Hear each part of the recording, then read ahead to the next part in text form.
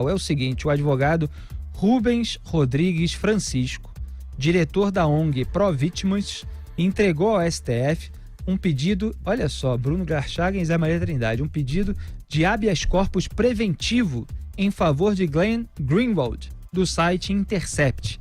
HC preventivo em favor do Glenn. O pedido, segundo o Globo, cita como ameaça concreta a Glenn a portaria 666, editada por Sérgio Moro, que discorre sobre o ingresso, a repatriação e a deportação sumária de pessoa perigosa ou que tenha praticado ato contrário aos princípios e objetivos dispostos na Constituição Federal. Em meio à polêmica criada pela portaria, Bolsonaro afirmou que ela não tinha como objetivo pressionar Greenwald por causa da divulgação das mensagens roubadas e disse que ele não seria deportado. Não é a primeira vez que Rubens Rodrigues Francisco entra com pedido de habeas corpus para outra pessoa. No site da sua ONG, por exemplo, ele disponibiliza um modelo de recurso para ser usado por cidadãos que querem a soltura do ex-presidente, obviamente preso, Lula.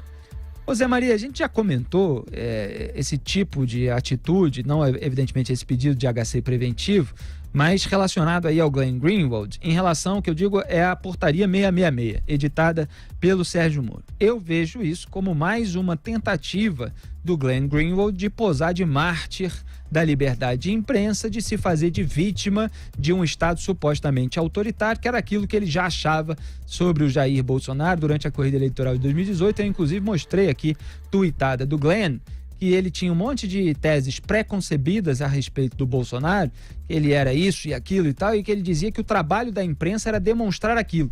Quer dizer, é a visão distorcida que ele tem do jornalismo, né? Que é uma atividade para comprovar, para demonstrar as teses pré-concebidas dele, não para informar a realidade e, a partir daí, a parte, estabelecer certas análises, certas opiniões. Então, houve esse pedido do habeas corpus preventivo e a gente comentou aqui que essa portaria é simplesmente o ministro da Justiça e Segurança Pública atuando em favor da segurança pública do Brasil, falando que pessoas que têm informações a respeito delas, que elas estão em envolvimento com grupos terroristas internacionais, que elas vão ser deportadas em proteção do povo brasileiro, que não pode ficar sob risco dessas pessoas à espera de que elas cometam crimes e atrocidades por aqui.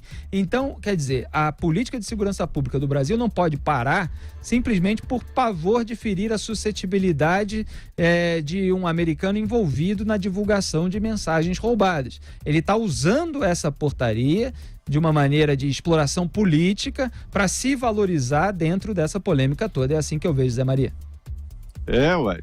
Olha, a minha escola... Ô, mineirinho.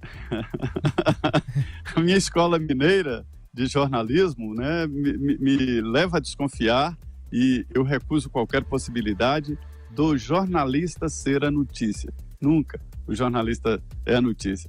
Nesse caso, o Glenn Greenwald está querendo ser exatamente a notícia. É para aparecer, é um sinal claro de que o conteúdo não é tão importante como ele tentou vender no início, né? Agora ele não detém mais a exclusividade das informações roubadas, né? Agora já várias pessoas têm, os delegados da Polícia Federal têm, o juiz tem, e o Supremo, os ministros do Supremo também têm informações sobre esse conteúdo.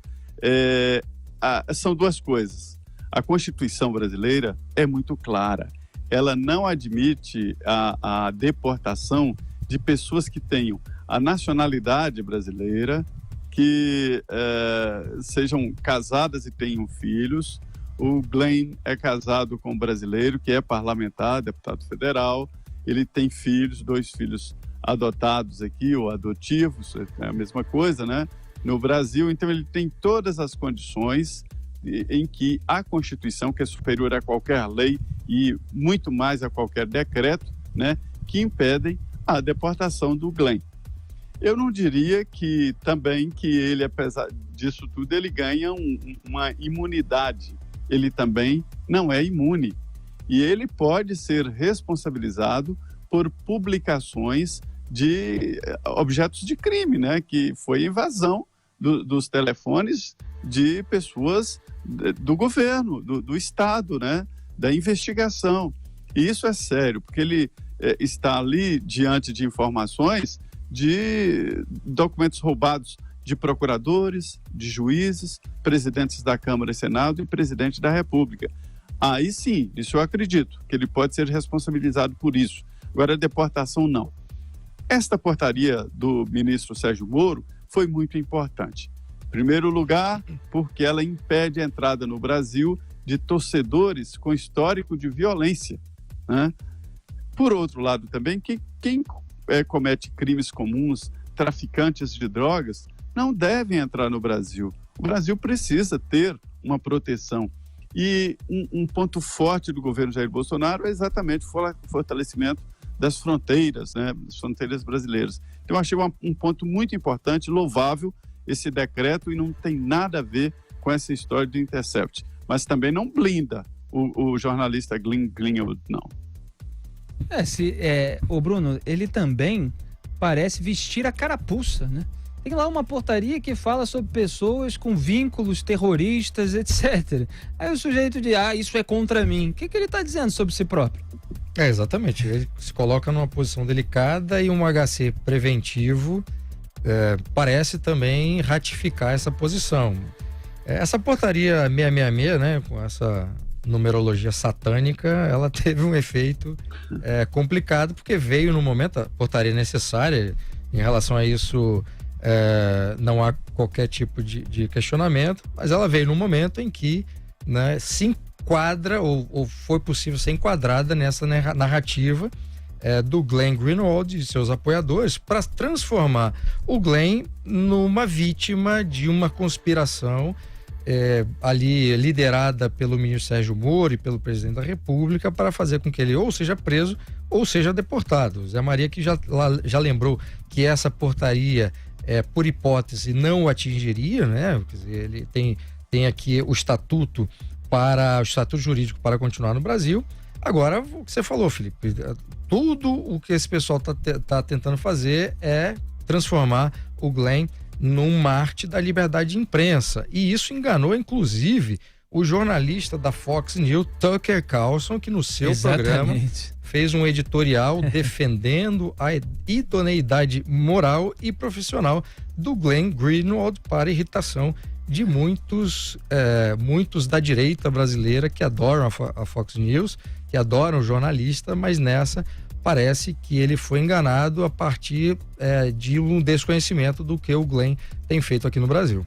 Exatamente, e obviamente há muitos militantes de esquerda nas redes sociais dizendo até a Fox News, é óbvio que é um comentário individual do Tucker Carlson, mas aí nessa hora vira a Fox News institucional, sendo que tem um monte de gente lá dentro de vários tons, de vários estilos, mas eles estão usando isso para legitimar a narrativa deles, de como lá nos Estados Unidos existe a defesa da liberdade de imprensa acima de tudo e tal, sendo que o Tucker Carlson em nenhum momento analisa todas as ilações, todas as conclusões forçadas, todo o ativismo político do Glenn Greenwald aqui no Brasil e como a divulgação dessas mensagens roubadas foi feita de uma maneira absolutamente imoral. Ainda que não seja ilegal, se porventura surgir uma ilegalidade, ela vai ter de ser confirmada pelas investigações. Não somos nós aqui que vamos antecipar isso irresponsavelmente. Então, há divergências entre pessoas à direita, isso é absolutamente normal, e há comentários que às vezes são não fundamentados e que não desfazem tudo aquilo que a gente comenta aqui com maior conhecimento de causa, porque está mais próximo e já escreveu em maiores detalhes sobre cada publicação do Glenn Greenwald em português, aquela língua que ele não domina, mas é bom deixar claro que as posições dele não são justificáveis pelo não domínio do idioma. Ele não pode alegar isso, porque a partir do momento que você entra no debate público de um país fazendo acusações graves, você tem que responder por elas e não vale amenizar dizendo que você não domina o idioma. Então ele faz acusações graves, sim, que são baseadas no ativismo político dele, nas alianças sociais aí que ele tem, no meio social dele, e a gente aqui considera imoral, eu aqui e as pessoas que têm a minha posição a respeito dessas ilações que ele faz, de fato eu considero isso absolutamente fora de um jornalismo como ele deve ser feito.